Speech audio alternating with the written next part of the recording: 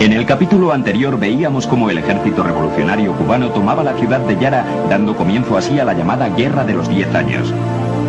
Los principales líderes cubanos son Antonio Maceo, Máximo Gómez y Calixto García. José Martí es condenado a trabajos forzados en una cantera, acusado de recriminar a un soldado su alistamiento en el ejército español. Las enfermedades tropicales, un factor que no se tuvo suficientemente en cuenta, comenzaba a hacer estragos. Casi el 95% de las bajas españolas son por enfermedad. En 1873 se proclama la Primera República Española, lo que daba un nuevo ímpetu al independentismo de las colonias. Solo un año después se restaura la monarquía con Alfonso XII. La figura clave será Antonio Cánovas del Castillo, quien nombra a Martínez Campos como gobernador general de Cuba. Martínez Campos plantea una fuerte ofensiva en la isla y en 1878 termina la Primera Guerra de Cuba con la Paz de Zanjón.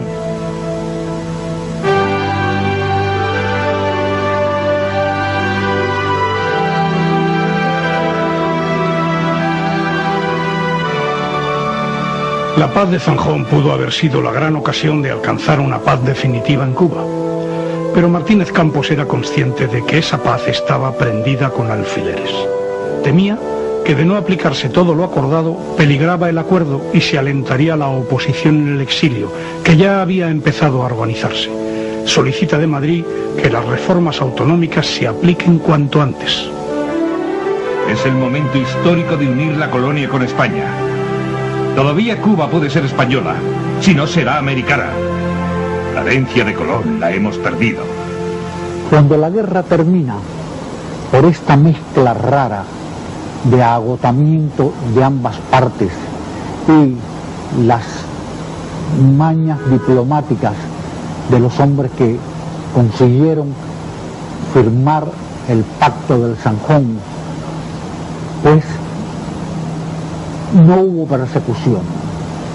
Esto resulta sumamente importante porque es una paz que llega después de una larga guerra, pero una paz que llega sin venganza, sin persecuciones, sino que los hombres de la guerra regresan a los poblados y se incorporan a la vida civil.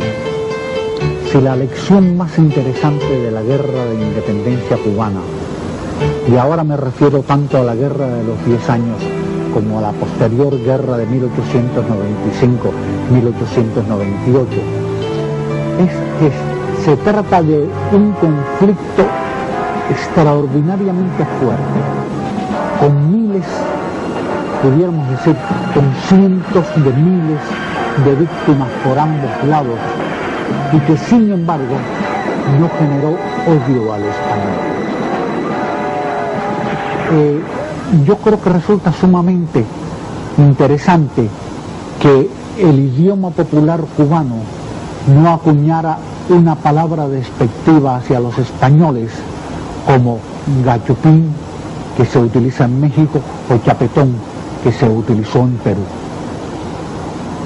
En realidad, el español estaba demasiado cerca del cubano, tan cerca que puede decirse que las grandes familias cubanas, por el fenómeno migratorio español, tenían el español, es decir, el antecedente español de la sangre, en el padre, en el abuelo, como máximo en el bisabuelo. Y se sintieron siempre profundamente españoles. José Martí, que es el hombre clave desde el punto de vista ideológico en esta lucha por la independencia de Cuba, dejó un escrito bellísimo en el que señalaba que la guerra no era contra su padre, militar valenciano, ni era contra la madre, española nacida en Canarias, sino que era contra el gobierno español de la época. Y siempre se insistió en que la lucha era contra un gobierno, no contra un pueblo. entonces, los estados nacionales desean convertirse en grandes potencias, ambicionan ser potencias ultramarinas. Una corriente doctrinal sostiene cómo la raza blanca, y más específicamente, las naciones anglosajonas y germánicas, están llamadas a dominar a los pueblos de color, gracias a su mayor vitalidad y a su mayor cultura. Josiah Strong llegó a afirmar en 1885: el anglosajón está divinamente encargado de ser el amo de su hermano. ¿Puede alguien dudar razonablemente de que esta raza, a menos que se degenere por el alcohol o el tabaco, está destinada a desposeer a muchas razas más débiles, asimilar otras y moldear las restantes hasta que, en un sentido real y verdadero, haya anglosajonizado a toda la humanidad? En cierto sentido, podría decirse que el nuevo imperialismo adquiere carta de naturaleza jurídica internacional con la Conferencia de Berlín de 1884, en que los estados europeos se reparten amistosamente el mapa de África en un ejercicio de charcutería geográfica no muy edificante que ha venido a conocerse como el despiece de África, gobernado por un principio que ya, por cierto, registran con cierta preocupación los diplomáticos españoles del momento, y según el cual el derecho de titularidad colonial debería fundamentarse en la posesión efectiva del territorio sin que de nada sirvieran las ya periclitadas o los ya periclitados títulos históricos. El 25 de agosto de 1885, Alemania establece unilateralmente un protectorado en la colonia española de las Carolinas.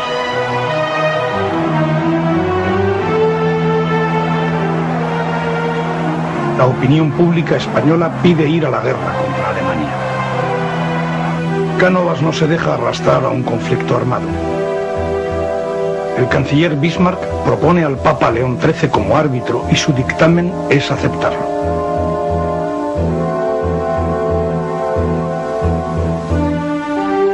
Pero queda claro que en el escenario internacional España se ha decidido por una política que Cánovas llama de recogimiento, porque España no es ya una potencia que pueda permitirse lujos ni aventuras expansionistas.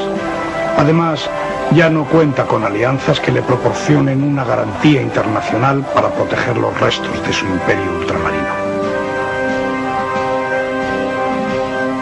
Requiem aeternam dona ei Domine, et lux perpetua luceat ei. El 25 de noviembre de 1885, después de una larga y penosa enfermedad, fallece en el Palacio del Pardo Alfonso XII.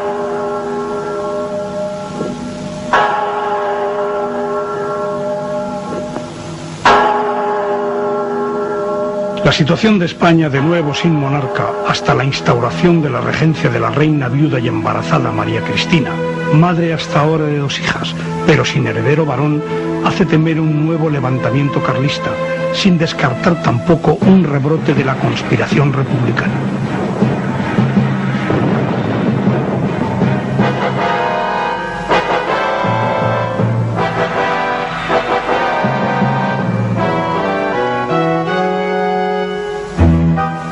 Pero el sistema funcionó mediante el acuerdo de los 2 grandes líderes.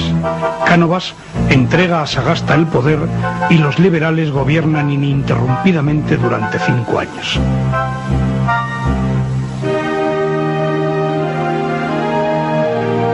El 27 de noviembre de 1885, doña María Cristina de Habsburgo-Lorena presta juramento como regente del reino. Juro por Dios y por los santos evangelios ser fiel al heredero de la corona, constituido en la menor edad, y guardar la Constitución y las leyes. Así Dios me ayude y sea en mi defensa, y si no, me lo demande.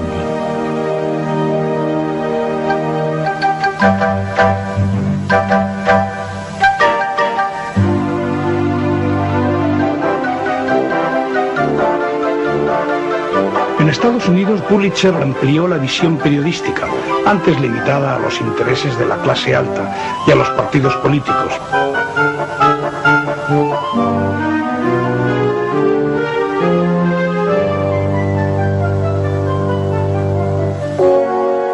A pesar de su estilo sensacionalista, Pulitzer no dejó que el World perdiera consistencia. Exigió precisión en todos los reportajes del periódico para incluir una conciencia social.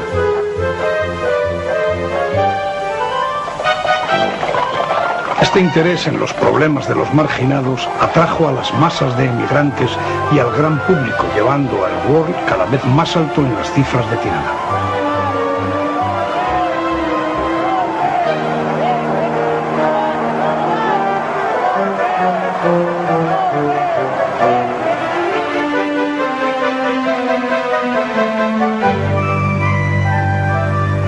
El que iba a convertirse en el segundo gigante de la prensa americana, William Randolph Hearst, llegaba a la dirección del New York Journal.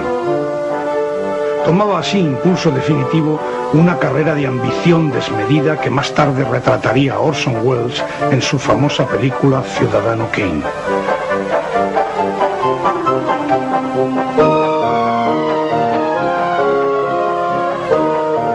Hearst comenzó una asombrosa carrera en la prensa sensacionalista a la que convertiría en arma decisiva para incitar la guerra con España. Frente a los sueldos disparatados que ofrecía Hearst, los periodistas de Pulitzer fueron trasladándose a la redacción del Journal.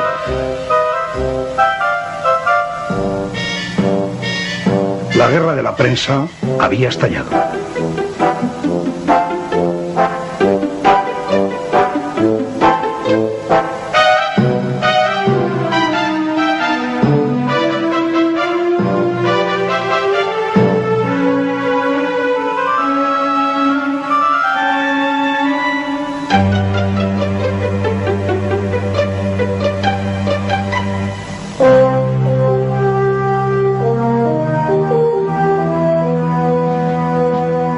Desde esta escuela de guerra en 1890, el capitán de navío Alfred Mahan se convierte en el filósofo naval del nuevo imperialismo. Alfred Thayer Mahan era tal vez el oficial de marina más famoso jamás asociado con la Escuela de Guerra de los Estados Unidos. Esta es su mesa, donde escribió algunas de sus obras, aquí en la Escuela de Guerra, algunos de sus libros famosos, especialmente su libro más famoso, La importancia de la fuerza marina sobre la historia.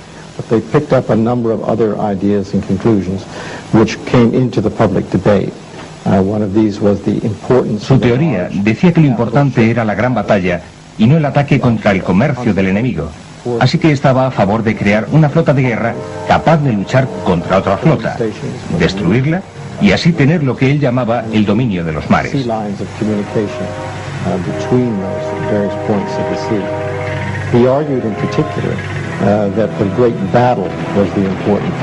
Mahan sintetizó su teoría en esta frase: no son los mansos, sino quienes poseen grandes naves, quienes poseerán la tierra.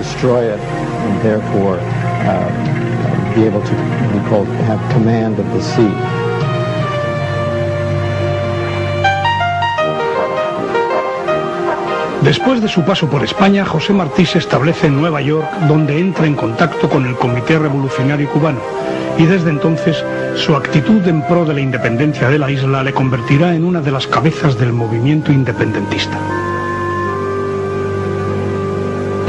El pleno apoyo al independentismo cubano prende de un modo especial entre los trabajadores de la industria tabaquera de origen cubano, en manos de exilados que se habían establecido en las ciudades de la península de Florida, de Tampa y Cayo Hueso.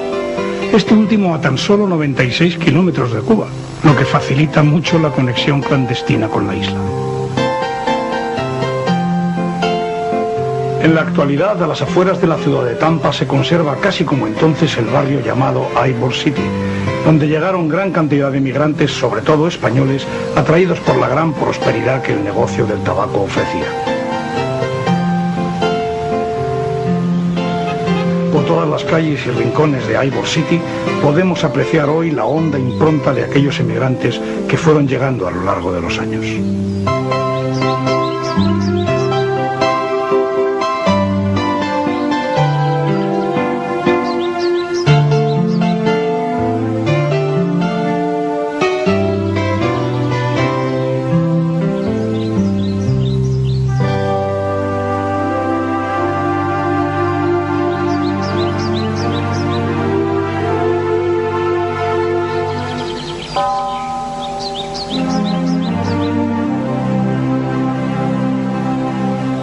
Aquí nos encontramos frente a la tumba de Vicente Martínez Ibor, un valenciano español que trajo la industria del tabaco a Cayo Hueso y de Cayo Hueso la transfirió a Tampa. Se hizo muy amigo de José Martí, que era hijo de valenciano, y permitía que José Martí viniera a dar discursos y recaudara fondos aquí en la ciudad de Tampa.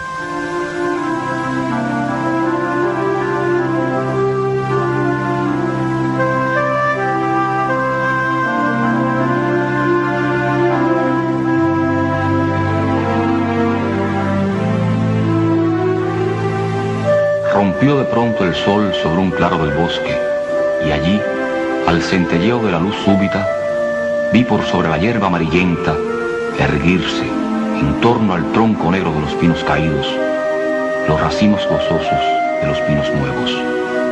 Esos somos nosotros, pinos nuevos.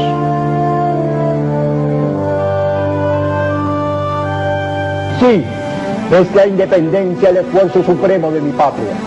Los mensajes revolucionarios de Martí, incitando al levantamiento, comienzan a llegar a Cuba, y es, al igual que en la vecina Tampa, entre los trabajadores del tabaco donde prenden de una manera especial. Si España, dividida, desmembrada, si en la política desmoralizada, en la administración corrompida, en la industria arrasada. Viene el cargado. En el pecho de Martina escapó un suspiro de dolor, que llevó las manos al corazón y se acercó a él implorante. Nada pido para mi hijo, pero estas criaturas, estos inocentes, aún no saben qué tragedia se oculta en su lugar. Por ello, te lo pido, Armando. Armando torció la boca en un gesto despectivo. Habitualmente, aprovechando los descuidos de los vigilantes, los lectores, que amenizaban las largas horas de elaboración de cigarros, leían a los trabajadores consignas revolucionarias. Sí, es la independencia la aspiración unánime de Cuba, porque Cuba no quiere subyugar su vida joven y robusta a la vida débil y rovida que arrastra a la nación del continente. En Estados Unidos, durante unos años, Martí trabaja como escritor, traductor y periodista. Contempla y comenta la inauguración del puente de Brooklyn. Está en la plenitud literaria. Produce Ismaelillo y versos libres. Se le ha considerado como uno de los iniciadores de la corriente modernista en la literatura española. Rubén Darío hizo con frecuencia grandes elogios de su obra. Además de las facetas de libertador y de guerrillero que tuvo Martí en su tiempo y mucho tiempo después, hay que apreciar por encima de todo la obra literaria de José Martí, que no solamente está en sus versos, sino en sus múltiples artículos escritos desde Nueva York para la prensa argentina. Martí era el tan grande poeta que nadie menos que Rubén Darío, cuando conoció su muerte, exclamó: ¿qué has hecho, maestro? Además de su quehacer literario, Martí cada vez con más intensidad se entrega a la actividad política y añorando también cada vez más su querida Cuba. Amo a mi tierra intensamente. Si fuera dueño de mi fortuna, lo intentaría todo por su beneficio. Tengo el dolor inmenso de amar con locura a la tierra a la que no puedo volver. Hervía entonces en Norteamérica todas las corrientes políticas, sociales, vigentes en la época. Llegaban allí emigrados, llegaban allí gente de diversas procedencias del mundo, y allí había un ambiente realmente más liberal que podía conseguirse entonces en el mundo, con todas las contradicciones de aquella sociedad, donde empieza a germinar lo que después fue el imperialismo norteamericano. Y desde Nueva York, que era un faro importante en el mundo, tuvo un conocimiento universal. No hay un extranjero que yo conozca que haya estudiado y conocido más en Estados Unidos que Martí. Admiraba la enorme, la inmensa tradición del pensamiento liberal norteamericano admiraba a Lincoln, por ejemplo, admiraba a Emerson, y tenía, y lo decía textualmente, lo que él llamó los gérmenes funestos que en esta república portentosa están creando graves dificultades y graves problemas hacia el futuro. León de Martín, un hombre universal, que llegó a decir: por los pobres de la tierra quiero yo mi suerte echar. Y allí había un desarrollo económico material extraordinario, pero imbuido de un espíritu egoísta, egocéntrico, y sin un desarrollo espiritual que lo acompañara. La contradicción entre el desarrollo material norteamericano de esa época y el desarrollo espiritual de aquella sociedad es la que encuentra Martí y la que le preocupa por sus pretensiones hegemónicas en América. Martí conecta con los líderes de la insurrección cubana que se encontraban en Estados Unidos, como Maceo y Máximo Gómez, y participa cada vez más en las actividades de los cubanos exilados. Martí comienza ya a ser un personaje incómodo para el gobierno español, que recurre a los servicios de la prestigiosa agencia de detectives Pinkerton. Up until that point, Pinkerton era muy conocida por su persecución de atracadores de banco, tales como Jesse James y Butch Cassidy, criminales famosos de esa época. También se dedicaban a actividades como la recogida de información para el ejército de la Unión durante la Guerra de Secesión. Trabajaban para el presidente Lincoln, llevando a cabo misiones de espionaje. Además, nuestra agencia fue contactada por el gobierno español para investigar las actividades de los rebeldes cubanos, sobre todo de su líder, José Martí, que estaba considerado como el más activo y peligroso. Otra persona que también empieza a ser peligrosa para el gobierno español, esta vez desde Filipinas, es José Rizal, cuya biografía guarda en algunos aspectos cierta similitud con la de José Martí. Ambos, además de la lucha política, desarrollan una incesante actividad literaria.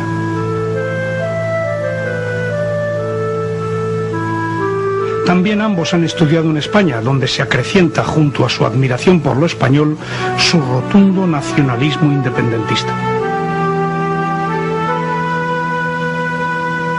Un nutrido grupo de filipinos, hijos de familias de la clase media alta, vienen a España a perfeccionar sus estudios universitarios y a conseguir sus doctorados académicos, cosa que no les era viable en Filipinas.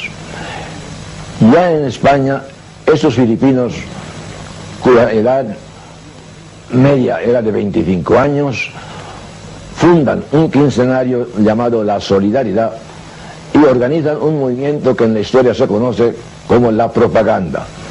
Los filipinos pretenden, con estas dos ramas de actividades, conseguir mayores libertades y derechos para los filipinos. Entendían que los primeros pactos entre españoles y filipinos desde su descubrimiento en 1521 por el descubridor Fernando de Magallanes consistía en que los filipinos se unían a España en pie de igualdad con los otros componentes del imperio llamado de las Españas, bajo el lema de Filipinas con España. Pero a la caída de los Habsburgos y con la nueva dinastía se muda esta política y se convierte a Filipinas en colonia de la corona real, entendiéndose entonces que era Filipinas bajo España, lo cual no comulgaban, con lo cual no convenía al pensamiento ni al deseo filipino. Queríamos volver al antiguo lema de Filipinas con España, y entonces estos filipinos argumentan que si no se vuelve a la política de Filipinas con España, nos veríamos forzados a buscar otra alternativa, cual sería la de Filipinas sin España. De aquí parte entonces el movimiento emancipador de los filipinos en la propia metrópoli española. En este grupo de filipinos destaca sobre todos ellos Rizal, que tan solo cuenta 21 años.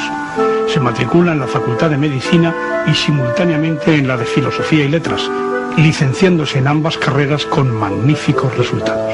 También aprende además idiomas, y de tal manera que en un momento dado este joven, sin haber cumplido aún los 30 años, domina 11 idiomas y conoce hasta 22. Por esta época empieza a escribir su novela Noli Me Tangere, que alcanzaría un gran éxito. En ella se describe la situación de un pueblo oprimido por la intransigencia y el egoísmo de algunos frailes y la corrupción de los funcionarios españoles. Con motivo de un banquete homenaje al pintor Luna en el Hotel Inglés de Madrid, Rizal pronuncia un discurso en el que canta su españolismo, brinda por las dos razas nacidas para formar una sola nación en el espíritu. El grupo de estos jóvenes filipinos de Madrid cuenta desde Manila con un intenso apoyo de los núcleos masónicos y anticlericales. Uno de los miembros del movimiento masónico filipino fue el doctor José Rizal, que fue iniciado en España en 1883 en la logia Acacia número 9.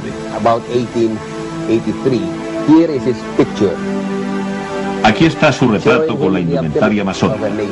Rizal fue uno de los responsables de la traída de la masonería a Filipinas y también fue uno de los responsables de la propagación del espíritu de libertad, del espíritu de libertad religiosa y la separación entre la Iglesia y el Estado.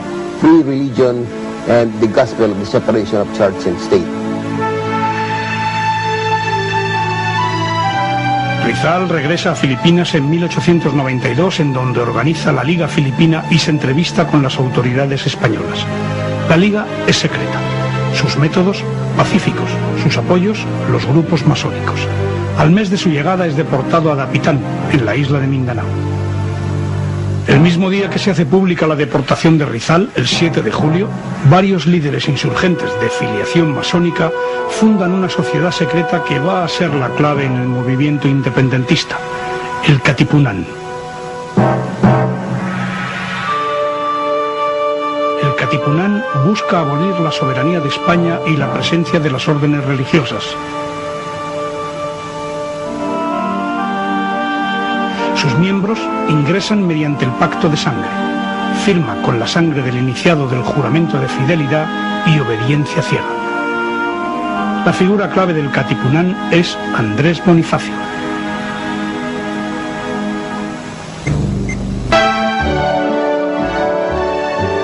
En 1893 los Estados Unidos organizan en Chicago un gran certamen, la Exposición Colombina. En el recinto de la exposición se construye la Ciudad Blanca, con sus edificios en el estilo monumental de la arquitectura clásica y ricos pabellones que rinden homenaje a los avances científicos y técnicos.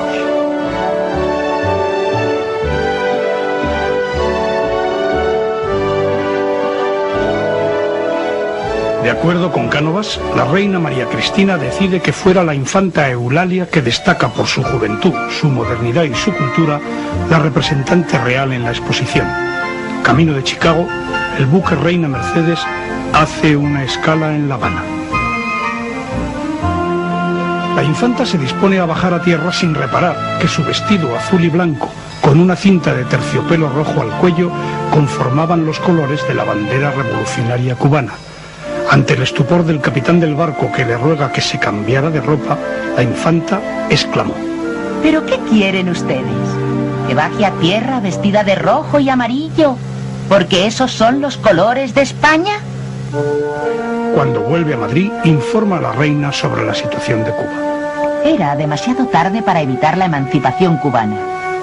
La isla estaba a unas horas de la democracia formidable que yo había apreciado en los Estados Unidos. Cuba llegaba la semilla traída por todos los vientos. Un pueblo inteligente, rico y trabajador no iba a estar siempre sometido para ser explotado.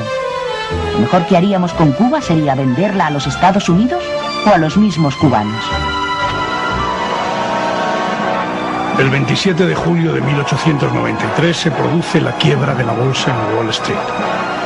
Los Estados Unidos se encuentran de pleno entre los países afectados por la onda internacional de depresión económica que recorre el mundo en ese año. Aparecen ejércitos de parados y largas marchas de protesta hacia Washington.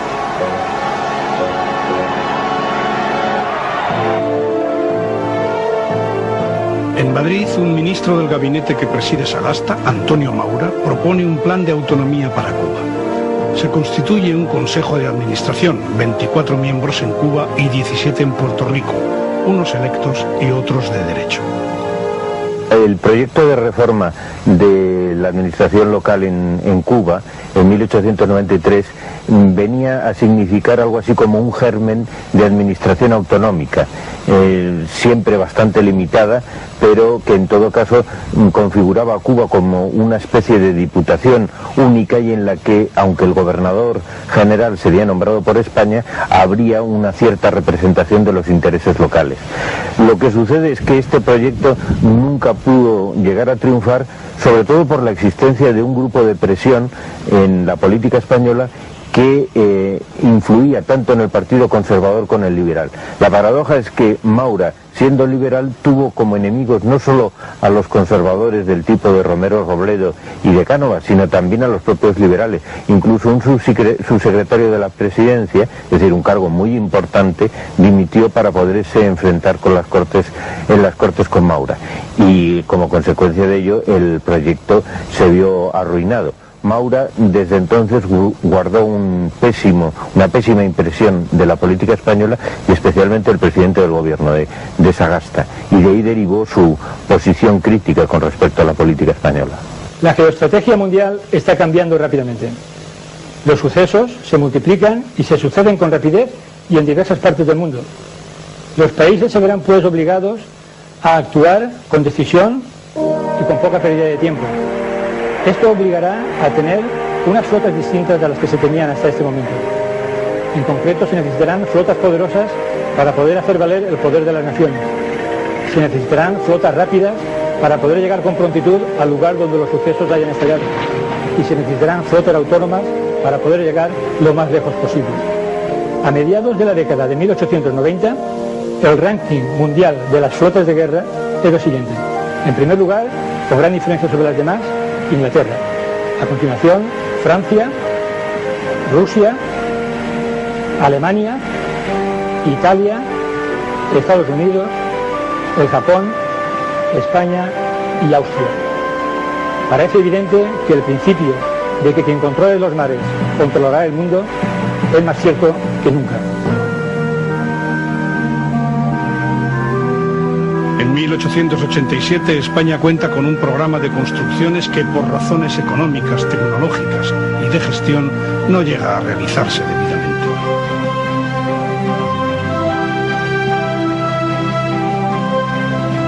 El símbolo del nuevo poder naval a partir de ahora va a ser el acorazado.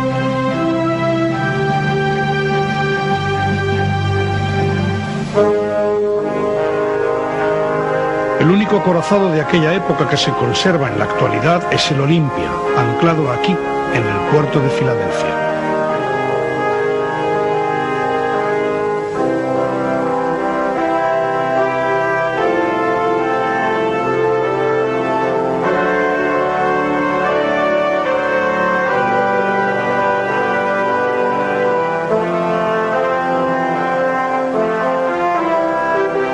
El Olimpia fue un ejemplo de la nueva escuadra.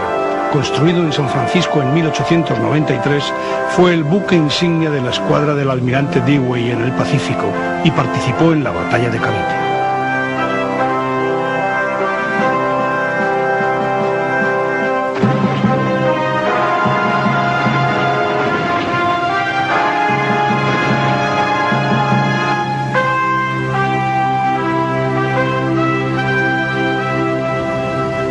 Hace 100 años que este barco entró en combate en la batalla de Cavite en la bahía de Manila.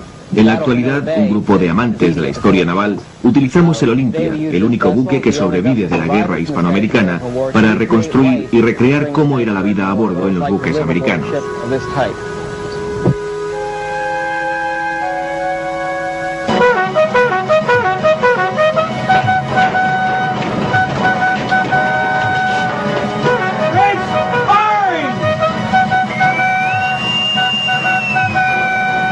One, two.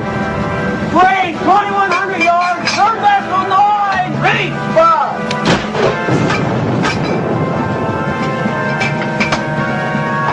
Ready, fire. En los días de la vela, las flotas de guerra no tenían ningún problema de autonomía. Podían navegar miles de millas y podían estar en el mar durante semanas y meses. Pero ahora, al final del siglo XIX, estamos en la época del carbón y del vapor. Los buques de guerra consumían cientos y a veces miles de toneladas de carbón solo para ir de un sitio a otro. Se hace absolutamente imprescindible el contar a lo largo de las rutas marítimas con puestos llamados de carboneo, donde los buques de guerra pudieran aprovisionarse de tan codiciado material para su funcionamiento. Así pues, todas las naciones establecen a lo largo de estas rutas comerciales marítimas una serie de puntos en los cuales poder aprovisionarse. Para ello se valen de alianzas, tratados, usan sus territorios coloniales, establecen acuerdos con otros países para poder seguir manteniendo vivo esto que ha sido venido en llamarse la sangre de la flota, el carbón. La política arancelaria española hace de las Antillas un mercado reservado para los productos de la metrópoli. El proteccionismo produce un desequilibrio extremo a favor de España y en contra de los Estados Unidos. La reacción de estos fue la ley McKinley, por la que se declaraban cerradas las puertas al azúcar y al tabaco cubano si España no modificaba sus normas arancelarias en la isla. España tuvo que pactar. La debilidad internacional del gobierno de Madrid se vio enseguida. Al poco tuvo que autorizar el libre comercio de Cuba con los poderosos Estados Unidos. El nuevo viraje comercial supondría a la larga la exclusión del mercado cubano de los industriales catalanes. Era el principio del fin. La pérdida del control económico sobre la isla iba a acarrear enseguida la pérdida del control político de Cuba. En 1894 José Martí establece el llamado Plan Fernandina, llamado así por el puerto del mismo nombre en Florida, que tiene como objetivo trasladar 1000 hombres con su armamento a Cuba. El gobierno norteamericano retiene los barcos impidiendo la salida y confisca la carga de 800 rifles y 600.000 cartuchos. A pesar del fracaso y la pérdida que significaba, confirma a Martí como cabeza de la rebelión por su capacidad organizativa y recaudatoria de medios financieros. Agentes de la Pinkerton, específicamente Byron Connors, habían seguido desde cerca a Martí, lo que condujo al descubrimiento del Plan Fernandina. Tengo aquí un periódico de la época que narra algunos de los sucesos. Los preparativos de la expedición fueron descubiertos hace tiempo por los agentes de la agencia Pinkerton al servicio del gobierno español. Este corresponsal ha descubierto que la agencia Pinkerton dispone de una unidad especial, encabezada por Byron Connors, dedicada a espiar las actividades de los separatistas cubanos.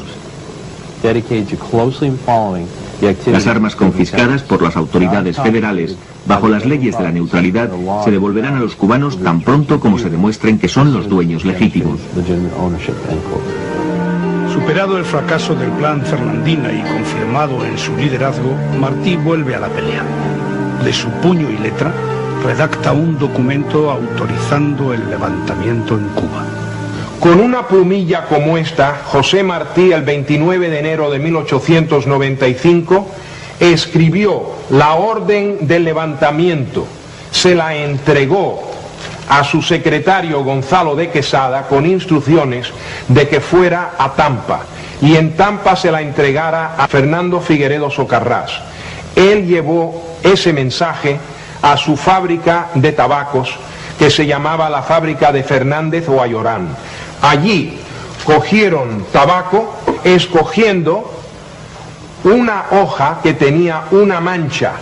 En ese puro con la mancha iba la orden del alzamiento y tenían que entregárselo a Juan Gualberto Gómez. Se elaboraron otros 3 puros idénticos a los que tenían la mancha. Entonces esos 4 puros se le dieron a Gonzalo de Quesada, que los llevó a Cayo Hueso y se los entregó a Miguel Ángel Duque de Estrada, allí indicándole: el puro importante es el que lleva la mancha en la hoja, entrégaselo a Juan Gualberto Gómez. Habiendo cortado el puro que traía la mancha, sin cortar el mensaje fue abriendo la orden firmada por José Martí, Enrique Collazo y Maguía Rodríguez, donde le daba la orden del alzamiento que empezara la guerra del 95 en la última quincena de febrero de ese año. El 24 de febrero de 1895 se produce cerca de Santiago de Cuba el llamado Grito de Baire, que marca el comienzo de la rebelión armada. La insurrección es abortada en Occidente, no tiene repercusión en la región central y sí encuentra eco en Oriente. Las noticias del desencadenamiento del alzamiento llegan a España. La impresión en la península es la de un vago temor a otra guerra chiquita.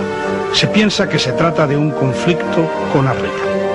En el Senado, Sagasta pronuncia una de las frases que quedarán como emblemáticas de la guerra. Puedo afirmar y afirmo desde esta tribuna que España defenderá Cuba hasta la última peseta y hasta la última gota de sangre del último español.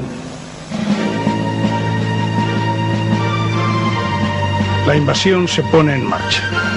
Maceo y sus hombres ponen rumbo a la costa occidental de Cuba.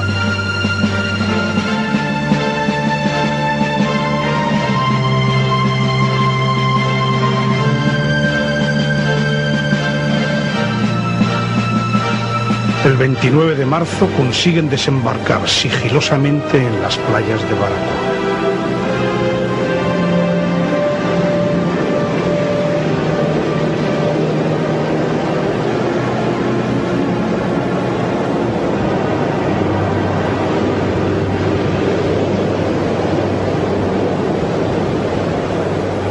Deben imaginarse ustedes en estas olas encrespadas, en aquella madrugada de un 1 de abril de 1895, cuando un grupo de cubanos, bajo el mando de Antonio Maceo, general de generales, fue el colombés general José Maceo, llegaron en la madrugada del 1 de abril de 1895 en esta misma playa y en este mismo sitio donde nos encontramos.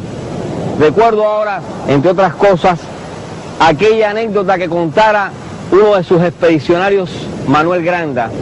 Habíamos tenido fortuna, habíamos tenido honor, porque es la goleta que se acababa de embarrancar entre 4 a 5 de la madrugada. Y ahora tenemos patria, el suelo, nuestra tierra, nuestros árboles, nuestra vida.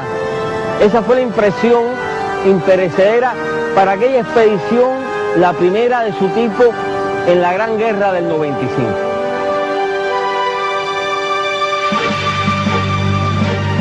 Desde la playa, los hombres de Maceo se internan en la isla.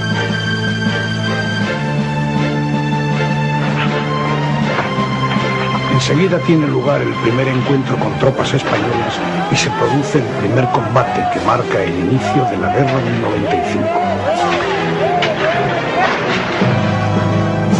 Estamos en uno de los monumentos históricos que rememoran las guerras por la independencia en Baracoa, Cuba.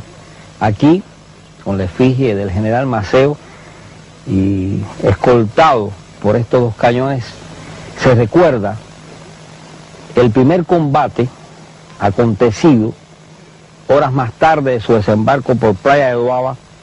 Aquí se van a producir las dos primeras muertes, sangre derramada española, de los 80.000 soldados españoles que en las guerras por la independencia cayeron en tierras cubanas.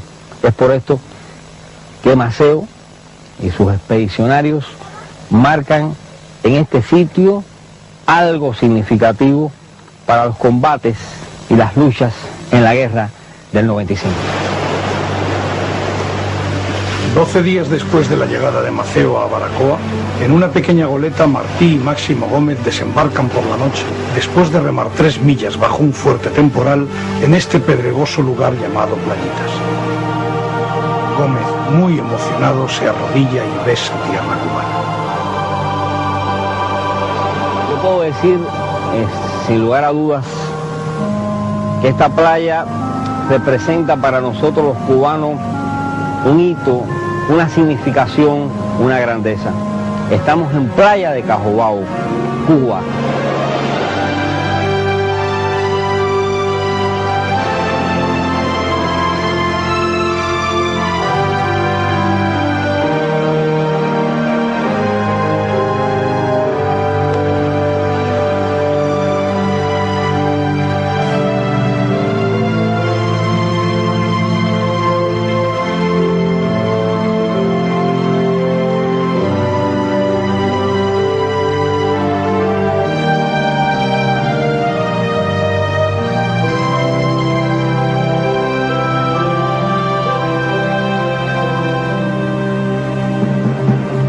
A mediados de abril llega de nuevo a Cuba como capitán general de la isla Martínez Campos.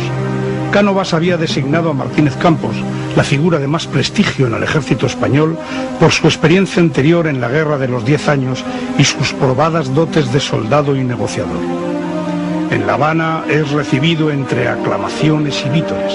El general, para conocer por sí mismo la situación, recorre la isla. Su impresión es negativa. El conflicto era más grave de lo que había pensado. Martí, Gómez y Maceo conciertan un encuentro. Desde tiempo atrás las relaciones entre ellos habían sufrido altibajos. Las discrepancias de fondo giran en torno al papel y primacía de lo militar y lo civil. Maceo tiene su propia idea de lo que debe ser el gobierno. Una junta de los generales con mando y una secretaría general. La patria, pues, que es la que cree y sostiene el ejército, queda así como mera secretaria del ejército. Comprendo que debo quitarme de encima la falsa reputación de que soy un defensor de salón de las trabas hostiles al movimiento militar. Es deber mío impedir, con la independencia de Cuba, que se extiendan por las Antillas los Estados Unidos y caigan con esa fuerza más sobre nuestras tierras de América. Con nuestra sangre estamos cegando la anexión a ese norte brutal que nos desprecia. Viví en el monstruo y le conozco las entrañas, y mi onda es la de David, con el brío de la revolución que hemos levantado ante el desorden, la desgana y la mala paga del ejército novicio español. Finalmente, en el Consejo de Jefes se le reconoce a Martí como delegado del Partido Revolucionario y se decide nombrarle mayor general del Ejército Libertador. Martí no era un hombre de guerra, esa es la gran contradicción. Él habló de la guerra humanitaria, de manera necesaria, humanitaria y breve. No era un hombre de guerra. Yo no veo muchos casos en la historia, apenas veo, me pongo a revisar la historia, de un poeta, de un intelectual profundo, de un pensador que habló de las figuras principales de la historia universal que se conocían entonces, que habló de ciencia, que habló de arte, que habló de educación, de un maestro también. Que dijo, y me dice maestro, que es hacerme creador, es algo realmente excepcional. Y cuando llegó el momento de la batalla, hay quien incluso ha dicho si Martí se suicidó. Eso yo no creo nada de eso. Pero es que el Martí no era un guerrero y consideró que era necesario pelear.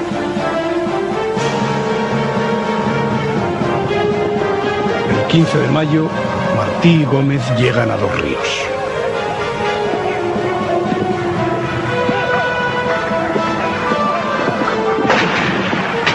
Cuatro días después, el coronel español Jiménez de Sandoval, con 500 hombres, ataca.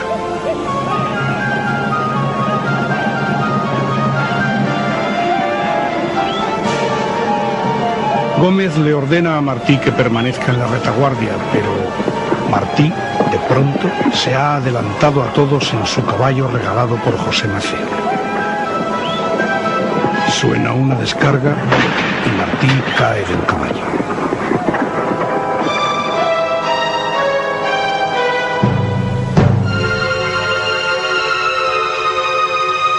En uno de sus bolsillos un soldado encontró un libro, Vida de Cicerón. En el encuentro de Dos Ríos quedan en tierra 18 cubanos muertos, entre ellos el cuerpo de José Martí. En un ataúd hecho con cajones y sobre unas parihuelas llega a Santiago de Cuba el 27 de mayo. Se hace la identificación formal del cadáver y se lleva al cementerio con séquito de tropas. Allí, al darle tierra, el coronel Jiménez de Sandoval pronuncia las siguientes palabras. Señores, cuando pelean hombres de hidalga condición como nosotros, desaparecen odios y rencores. Nadie que se sienta inspirado de nobles sentimientos debe ver en estos yertos despojos un enemigo. Los militares españoles luchan hasta morir. No tienen consideración para el vencido y honores para los muertos.